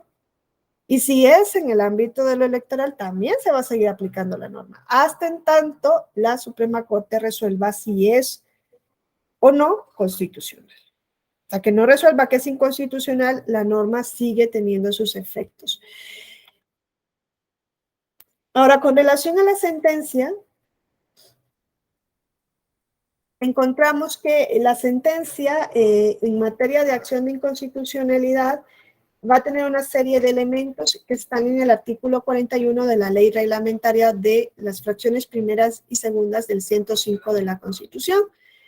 Dentro de estos elementos se nos dice que se tiene que delimitar los alcances y efectos de la sentencia, precisando, pues en su caso, los órganos obligados a cumplir la sentencia, las normas, actos o omisiones respecto de las cuales opere la sentencia, los elementos necesarios para su plena eficacia. Elementos necesarios para su plena eficacia. Cuando la sentencia declare la invalidez de una norma general, sus efectos deberán extenderse a las normas cuya validez dependen de la norma declarada inválida. La Suprema Corte, entonces, tiene que buscar que su sentencia sea eficaz. ¿Por qué? Porque aquí no se está buscando proteger a un individuo, amparar a una persona, dar la protección federal. No, lo que se está procurando es defenderles, vuelvo a decir, la supremacía normativa de la Constitución, hacer que realmente la Constitución sea válida. Entonces, ¿qué sucede? Una vez que se dicta la sentencia, bueno, hay que decir que en este sentido, para que pueda haber sentencia en acción de inconstitucionalidad, tiene que haber una mayoría cualificada de por lo menos 8 votos. Si no hay esa mayoría cualificada a favor o en contra de la constitucionalidad, que eso es algo también muy particular en México. Fíjense, si no se alcanza la mayoría de 8 ministros y ministras declarando la inconstitucionalidad de la norma, eso no significa que la norma sea constitucional. O por lo menos no significa que esto vincule. En el caso de la materia electoral es muy importante. Miren, si se interpone una acción frente a una norma electoral y la Suprema Corte dice por 6 ministros es inconstitucional o por 7 ministros es inconstitucional, eso no alcanza una sentencia de inconstitucionalidad porque la norma exige 8 ministros en el mismo sector. Ergo, eso tampoco significa que hay una sentencia firme de la Suprema Corte a favor de la constitucionalidad de la norma. Puede ser un criterio orientador. Si en su caso se llega a interponer, por ejemplo, un amparo, ¿no? Que es lo que se decide, por ejemplo, ustedes vieron en lo de la ley de la reforma, en lo de la reforma eléctrica, ¿no? Que se decía, ok, no hubo 8 ministros diciendo que es inconstitucional. Pero hubo 7 ministros que sí dijeron, ¿no? Que no llegan a los 8, pero hay 7 que sí sostuvieron en esta sesión, que era contraria a la Constitución. Si yo interpongo un amparo, pues espero que esos 7 ministros mantengan la postura. ¿Se acuerdan que decía eso? No está ganada la acción, pero en el caso concreto probablemente la ganemos, porque eso significa que la norma no fue declarada inconstitucional, pero tampoco ha sido declarada constitucional. Y en lo electoral significa, entonces, que si la norma no fue declarada inconstitucional ni constitucional, el Tribunal Electoral puede, en el caso concreto, volver a conocer sobre si esto es constitucional o no. No sé si me explico. No hay una declaración de inconstitucionalidad, pero tampoco hay una declaración de constitucionalidad. Si la Suprema Corte en su sentencia por 8 ministros dice, esta norma es conforme a la Constitución, ¿esto vincularía al Tribunal Electoral en el caso concreto? Sí. Yo entiendo que sí, que le vincula, aunque luego han existido ahí sus rifirrafes entre la Suprema Corte y el Tribunal Electoral, porque antes decía que para la sentencia, para que la jurisprudencia te vinculase, claro, habría que ver si había jurisprudencia, si son 8, hay jurisprudencia en ese sentido. Hoy día sí, lo va a ver por precedente vinculante. En ese momento decía, ¿es un caso similar o no? Y el artículo de la Ley Orgánica del Poder Judicial de la Federación establecía una serie de criterios para que fuera vinculatoria la jurisprudencia, ¿no? Hoy día parece que no va a haber esa problemática, porque ahora el artículo 217 dice la jurisprudencia del Pleno de la Suprema Corte es obligatoria para el Tribunal Electoral. Y si esto es un precedente vinculante o se trata de acción de inconstitucionalidad, el tribunal va a tener que acatar cuando el Pleno de la Suprema Corte diga esto es conforme a la Constitución. Eso significa que ya no podría revisar en el caso concreto, que llegue un individuo diciendo, no, mira, aquello fue abstracto, pero ahora yo te vengo a convencer de que a mí sí me causa un perjuicio directo esa norma. En JDC, pues el tribunal ya no podría entrar. Yo entiendo que sería así, probablemente luego podamos encontrar con sorpresas, porque ya hubo 8 ministros con testes diciendo esto es conforme a la Constitución. A lo que voy es que esos 8 ministros son necesarios para declarar la inconstitucionalidad o la constitucionalidad de la norma. Ahora, ¿qué pasaría? Bueno, ¿a partir de cuándo se producen efectos las sentencias? Pues a partir del momento en que se notifican los resolutivos.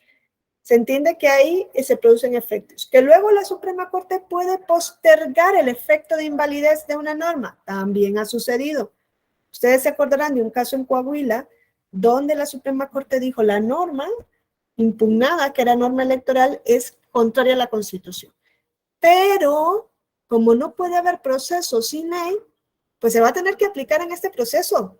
Una vez que termine el proceso, la norma desaparece del ordenamiento jurídico, postergando el efecto de nulidad de la norma, que yo les decía ayer que también se puede adoptar esa postura. La declaración de invalidez de una norma, cuando se declara la inconstitucionalidad de una norma a través de la acción de inconstitucionalidad, ayer también lo decía, no sé quién lo dijo, si fue Miguel Ángel, no tiene efectos retroactivos, tiene efectos para el futuro, no tendría efectos retroactivos. Esto también es algo bastante importante. Yo les dije, la norma no se suspende en cuanto a su aplicación, se sigue aplicando. Si se declara inconstitucional no significa que todos esos actos desaparecen, no. Tiene efectos hacia el futuro, salvo en la materia penal. Salvo en la materia penal donde sí se puede aplicar para el pasado. Eso lo establece también la ley reglamentaria. Ahora, también en la ley reglamentaria se establece que, por ejemplo, las ministras, los ministros pueden hacer uso de esta suplencia de la queja en acción de inconstitucionalidad. El artículo 71 de la ley reglamentaria nos dice que al dictar sentencia la Suprema Corte debe corregir, no puede, debe un mandato corregir los errores que advierten la cita de los preceptos impugnados. Hombre, si se refiere a la presunción de inocencia y no dice artículo 20 de la Constitución, sino que dice artículo 21, eso es un formalismo que no puede echar para atrás la tramitación de la acción de inconstitucionalidad. Lo tiene que corregir la Suprema Corte. Es más, nos dice que la Suprema Corte puede fundar su declaración de inconstitucionalidad en la violación de cualquier precepto de la Constitución, aunque no haya sido planteado por la parte en la demanda. Y esto nos habla de que puede suplir los conceptos de invalidez.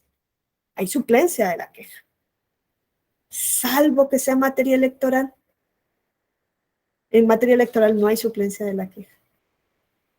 Las sentencias que dicte la Suprema Corte de Justicia de la Nación sobre la no conformidad de leyes electorales con la Constitución solo podrá referirse a la violación de preceptos expresamente señalados en el escrito inicial. Aquí lo que nos dice es que la Suprema Corte puede suplir errores en la cita de los preceptos, pero lo que no podría es suplir los conceptos de invalidez. Solamente se va a limitar a lo que el partido político le lleve como concepto de invalidez en la demanda. Y solo sobre eso se va a poder pronunciar. Eso es una declaración de inconstitucionalidad en ese sentido hace entonces que el tribunal esté vinculado, eso entiendo yo, por lo que diga la Suprema Corte con relación a la ley en eso que le llevó el partido. Si es una cuestión distinta, entonces, por otras razones, entiendo que el tribunal podría, luego en el caso concreto, revivir el estudio de constitucionalidad de la norma. Es que han llegado casos en los cuales la Suprema Corte ha dicho por sentencia que la norma es inconstitucional y el tribunal en el caso concreto ha dicho, pero yo la voy a reconocer como constitucional. Han habido casos, Han habido casos en que una norma declarada inconstitucional por sentencia de la Suprema Corte de Justicia de la Nación que tiene que surtir efectos una vez que se notifica el resolutivo, es aplicada posteriormente por una autoridad. Y bueno, yo les dejo aquí para que lo puedan revisar. Hay un procedimiento establecido en el artículo 107, fracción 16ª, que se refiere, ¿no?, al incumplimiento de las demandas de amparo, que también el artículo 47 de la ley reglamentaria de las fracciones primera y segunda del 105 nos dicen que puede ser aplicada en esta materia. Y con esto, terminaríamos lo relacionado con la acción de inconstitucionalidad. Miren, hay muchísimas cuestiones a las cuales referirse, pero es imposible en 2 días tocar todo lo relacionado con la acción de inconstitucionalidad y con lo que se ha venido diciendo por parte de la Suprema Corte. Yo lo que quería es que ustedes por lo menos tuvieran, ¿no?, esa noción de qué es acción, qué es amparo, qué es JDC, son 2 cuestiones distintas, que vean la diferencia en cuanto a quién no puede interponer la acción, por qué razones, cuál es el plazo, cuáles son las especialidades, la sentencia. Es distinto a lo que sucede en amparo, es distinto a lo que sucede en JDC. El amparo en sí, salvo esto que me están mencionando de las candidaturas independientes, no procede en materia electoral. La vía del tribunal queda abierta. Hay todavía un conflicto, en sí lo resuelto por la Suprema Corte en control abstracto frente a una ley electoral, vincula al Tribunal Electoral. Hombre, yo entiendo que sí, si es jurisprudencia, es más, es que a partir de la reforma del año pasado queda evidente que la jurisprudencia del Pleno de la Suprema Corte obliga al Tribunal Electoral. Ahora, ¿qué pasa si hay criterios encontrados entre las salas del tribunal y el Pleno de la Suprema Corte? Pues opera lo que se llama contradicción de tesis, que ustedes saben que también existe en el caso de contradicción de criterios entre el Pleno de la Suprema Corte, las salas o tribunales colegiados de circuito y tribunales colegiados también de apelación, ¿no? Tiene que haber, ¿no?, esa depuración. ¿Por qué? Porque la Suprema Corte es el máximo órgano en la materia. Claro, en la materia electoral es donde se crea toda la confusión. Porque está la Suprema Corte, que es la que tiene competencia en acción de inconstitucionalidad, la única, y luego está la competencia del tribunal en el caso concreto. Y ahí se crean conflictos, ¿no? Y ustedes, los conflictos los van a encontrar, estas contradicciones de tesis, de criterios, el procedimiento en el artículo 218 y 219 de la Ley Orgánica del Poder Judicial. Y ya ven que dice que se puede denunciar, ¿no?, cuando hay un criterio que puede ser contradictorio entre el sostenido por las salas o el Pleno de la Suprema Corte con lo que establezcan las salas del Tribunal Electoral del Poder Judicial de la Federación. Y en su momento hubo una contradicción de tesis, la 2-2000, bastante importante para México, en donde la Suprema Corte venía sosteniendo que, por ejemplo, los principios de representación proporcional del artículo 54 de la Constitución eran aplicables a las entidades federativas en lo relacionado a los diputados locales de RP, y Sala Superior decía que no eran aplicables. Y cada uno andaba dictando las sentencias que les diera la gana diferentes. José Luis de la Pesa, entonces presidente de Sala Superior, llevó el conflicto de criterios ante el Pleno de la Suprema Corte. Era el año 2002. En ese caso la Suprema Corte dijo, sí, son distintos los criterios, pero aquí no hay conflicto no hay contradicción de tesis. ¿Por qué?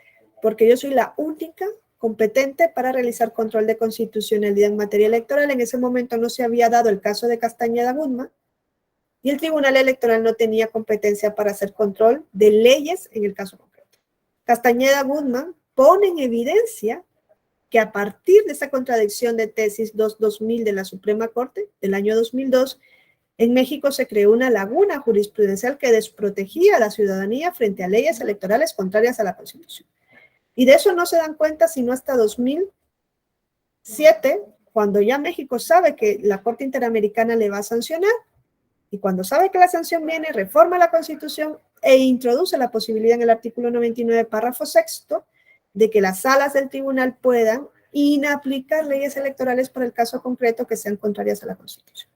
El concepto de ley electoral es amplio. También en acción de inconstitucionalidad, la Suprema Corte nos ha dicho que no solamente es la ley que se dicta para el proceso, es toda norma que pueda tener un impacto en el proceso. concepto de ley electoral que puede revisar el tribunal es bastante amplio. Y bueno, y lo último que era lo que viene en el programa es la otra competencia que tiene en la materia electoral la Suprema Corte, que es lo de participar, ¿no? De alguna manera en las consultas populares, que ustedes esto lo tienen reciente, ¿no? Vivieron recientemente cómo se llevó a cabo el proceso de consulta popular, que es un mecanismo de democracia participativa en donde se le da la posibilidad a la ciudadanía, solo la ciudadanía lo puede ejercer, es uno de los derechos político-electorales, uno de los derechos político-electorales de participar en las consultas populares. Nosotros sabemos que esto está regulado en los artículos 35 y 36 de la Constitución Política, pero que además hay una ley federal de consulta popular en donde se especifica en el artículo 4 lo que es la consulta popular. Se establece que es procedente en temas de trascendencia nacional. ¿Qué es trascendencia nacional? Es un término bastante abierto. ¿Qué significa que un tema sea de trascendencia nacional? Luego nos dice un poco, ¿no? La ley reglamentaria que la trascendencia nacional significa que el tema impacte en la mayor parte del territorio nacional. ¿Cuánto es la mayor parte? ¿Que lo medimos como por kilómetros o lo medimos por entidades federativas? ¿O que impacte en una parte significativa de la población? Quien va a revisar la trascendencia es generalmente la Suprema Corte, a menos que sean iniciativas consultas populares de iniciativa de las legislaturas en donde la trascendencia de la consulta, del tema de consulta, se analiza en la Cámara. Pero si es una consulta popular propuesta por el Ejecutivo o propuesta por la ciudadanía, que a mi juicio es la consulta popular en estricto sentido, esta que propone la ciudadanía y que luego vota la ciudadanía, quien va a examinar si el tema sobre el que se va a preguntar es de trascendencia nacional es la Suprema Corte de Justicia de la Nación. Procede sobre temas de trascendencia nacional con excepciones. Ustedes ya ven las excepciones que además se han venido ampliando a través de reformas constitucionales, ¿no? Se ha venido ampliando y se ha dicho a día de hoy, por ejemplo, sobre obras de infraestructura en ejecución no hay consulta popular. No hay consulta popular sobre la permanencia o continuidad en el cargo de servidores electos porque hay una revocatoria de mandato, que es en la figura propia, ¿no? Y pues la Suprema Corte de Justicia de la Nación va a ser la autoridad encargada para resolver sobre la trascendencia, ya les digo yo, en los casos en los que la consulta sean planteados por ciudadanía o por el Ejecutivo, pero además va a ser la autorizada para resolver sobre la constitucionalidad de la materia de la consulta. Va a ver si la materia de la consulta es constitucional y no incurre en alguna de estas prohibiciones que se señalan directamente en la Constitución. Ustedes ya saben quiénes son los sujetos legitimados para promover la consulta popular. Está la ciudadanía, al menos 2% de los inscritos en la lista nominal de electores. En el caso de la ciudadanía tiene que dar un aviso a la Cámara en donde va a presentar la renuncia, la consulta, perdón, a la mesa directiva para que le den un formato para recoger las firmas que luego va a revisar el INE.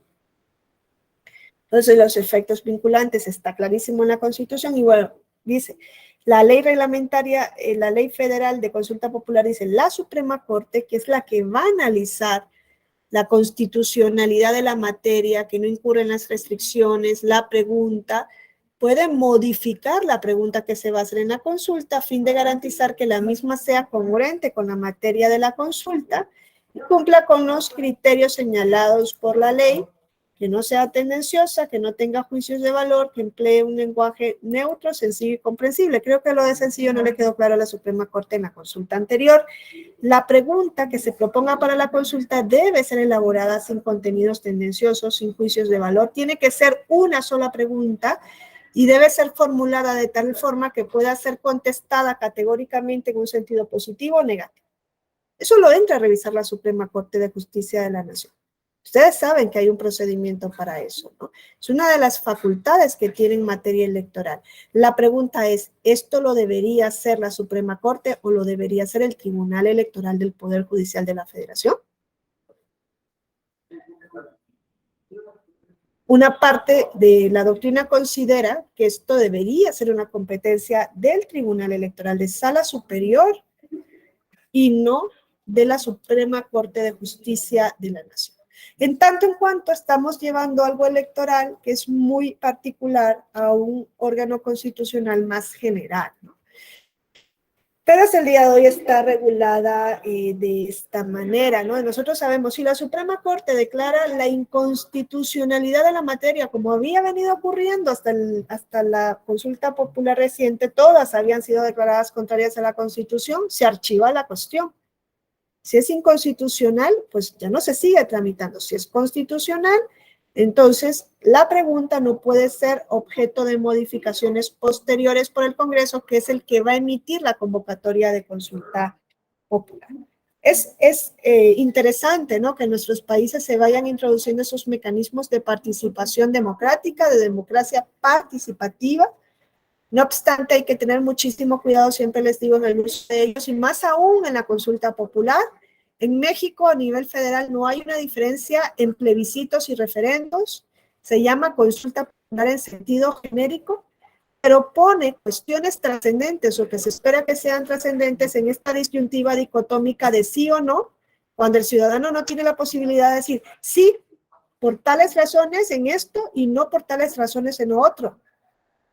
Y claro, si llega a ser vinculante el sí o el no, si realmente esto tiene un impacto, pues puede generar una cuestión conflictiva, como el caso del Brexit en Reino Unido, ¿no?, que ya vemos hasta dónde llegaron, o del conflicto de Colombia, que le dijeron que no a los acuerdos firmados, pero claro, no era todo el acuerdo, sino que era aquella parte quizá donde se decía que los miembros de las FARC iban a tener una inmunidad, que iba a haber como una especie de amnistía, ¿no? No iba a operar la justicia de transición y que iban a tener espacios en la política. Bueno, yo creo que hasta aquí lo dejaríamos. Esas son las tres competencias que tiene la Suprema Corte. Yo la última ya, fíjense, incluso hasta la acción de inconstitucionalidad, en algún momento he escuchado que han dicho, ¿por qué no lo resuelve Sala Superior y esto va a la Suprema Corte? Y ya que Sala Superior se queda con todo lo electoral, todo. Control concreto, que también lo tienen el resto de salas, acción de inconstitucionalidad en abstracto, pero sería como muy complicado, ¿no? Decir, los ministros conocen de acción frente a todas las leyes menos lo electoral, que es de Sala Superior, y la pregunta, ¿no?, de la consulta popular y su trascendencia misma, si no debería, yo esto sí creo que lo último debería ir más al Tribunal Electoral que a la Suprema Corte. Bueno, espero que pues, les haya aportado algo esta participación de ayer y de hoy. Yo les agradezco muchísimo pues, la disciplina que han tenido de mantenerse estas 4 horas o 3 horas y media que hemos estado en estas 2 sesiones. Quedo a su disposición para lo que les pueda ser útil, y si luego alguien me puede pasarlo esto de la candidatura independiente y del amparo indirecto, si han tenido alguna experiencia directa, sí se los agradecería porque me ayuda mucho también para yo ir viendo, ¿no?, esas cuestiones en el ordenamiento mexicano. Y bueno, muchas gracias y que tengan un buen día.